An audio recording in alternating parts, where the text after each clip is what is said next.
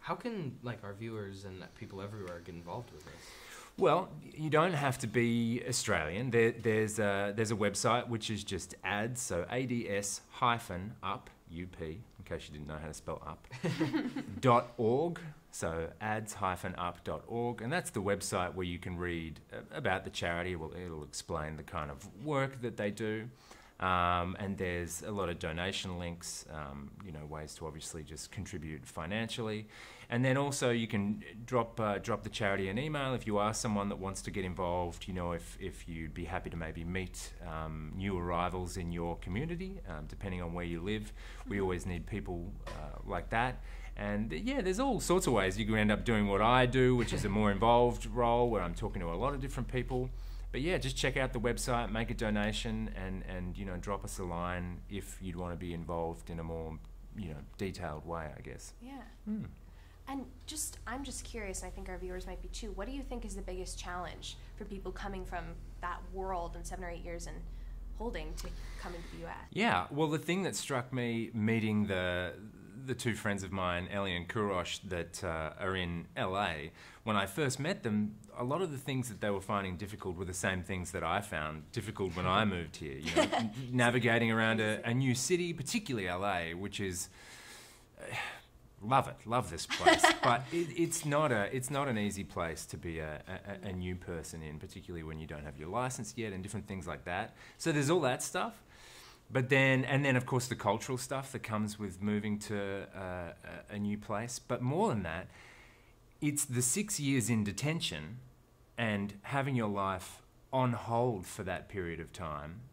You kind of forget who you are and what you want and how to do different things. Even the smallest thing, like figuring out the public transport system in the first instance, can just seem like the biggest thing in the world, like so kind of confronting because you've just been living on this little dot of an island in the Pacific, and even though being detained is there's so much that's wrong with it, but you do have this weird sort of sense of community. You're with people that are going through the same thing. You have structure and all the rest of it. There's things that they kind of do, and then to be then released into the world is like, I think that's a real shocking moment. So add that to all the normal stuff that anyone would feel moving to the USA from another country, the stuff that I experienced.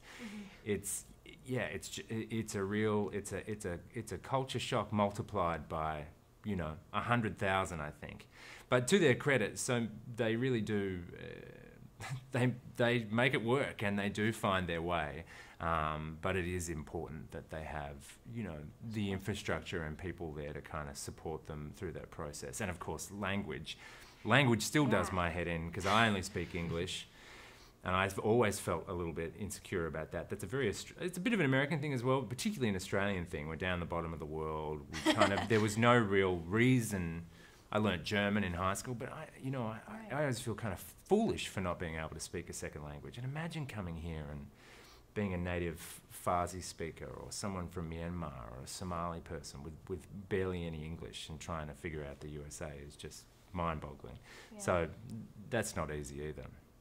Do you think that that's an issue that Principal Swift dealt with coming to Well, the yeah, Earth? I mean, that's the thing. And again, this kind of, I didn't think about it until after I spoke about it a couple of times. And I do think, note to the writers, maybe there's a way that it could be more explicitly addressed, is there's a lot of similarities because that's what they call immigrants to the USA. You're called aliens. So I'm like, I've got a green card, and so I'm a resident alien.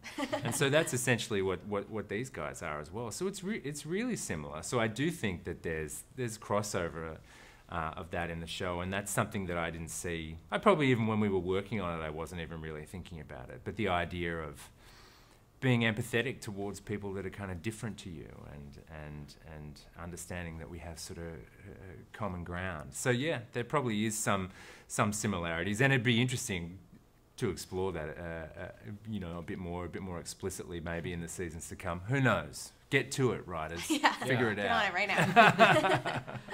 Well, everyone go check out Ads Up. That sounds just incredible. Yeah, have a look. And so I think we're just about out of time, sadly. But we have a couple more questions just on a more personal note. Sure. What's one thing on your bucket list? Man, what is on my bucket list? Oh man, I think the biggest thing for me is just like more travel. I've done like quite a bit. I sort of started traveling, I guess, relatively for an Australian. When you're Australian, people travel like as soon as you sort of hit like 18, people are just like out the door for like, we have people take like gap years. You know what I mean? And I was late. I was after I went to drama school, and I've done quite a lot now. But there's a lot of places that I'd kind of still love to go.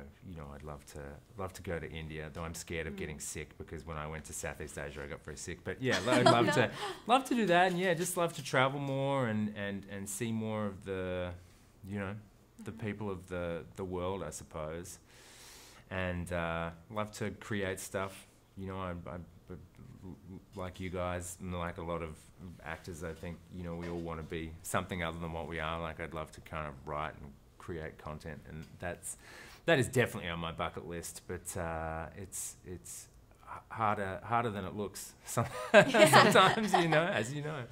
So probably those two things. Interesting. So you see yourself as like a writer, director, producer if you were to... Yeah, I mean, this is my self-depreciating Australian side talking, but like I don't see myself as that now. I mean, I think I'm a part-time... Like, I do really like to write, but I mean, God, it's difficult. I've got things that I've kind of been working on for a long time that still have not, haven't seen the light of day, as it were.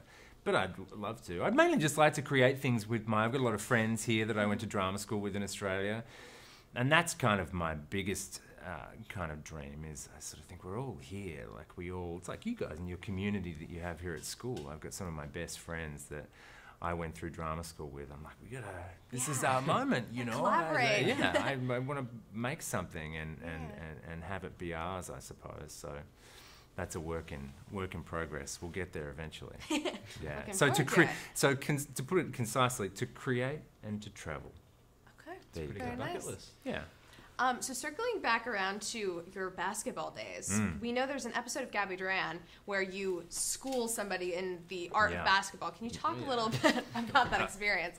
About shooting it? Yes. Yeah, I mean, it was really fun. It was kind of crazy because like everything in TV and particularly on our show, I think it's because of the thing I was talking about before with the rules around how much the kids can work and how much we're trying to do in a day.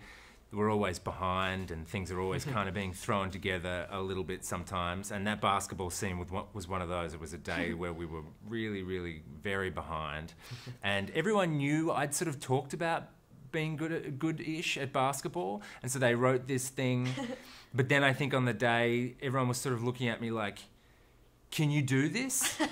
Like, we've written this thing, like, can you actually do it? I'm like, yeah, don't worry about it. And they were trying to sort of choreograph stuff with kids. And I was a bit like, I was wearing these incredibly uncomfortable, like, Chuck Taylor All-Star. You guys should definitely check out that. The shoes were like too small for me. And I sort of thought we'd be shooting it for like an hour or something. And no, we ended up shooting for quite a long time. But in the end, I just said, hey, it's going to be okay. Just roll the cameras and let's just let me do it. Like, I'll improvise and we'll play and it'll be fine.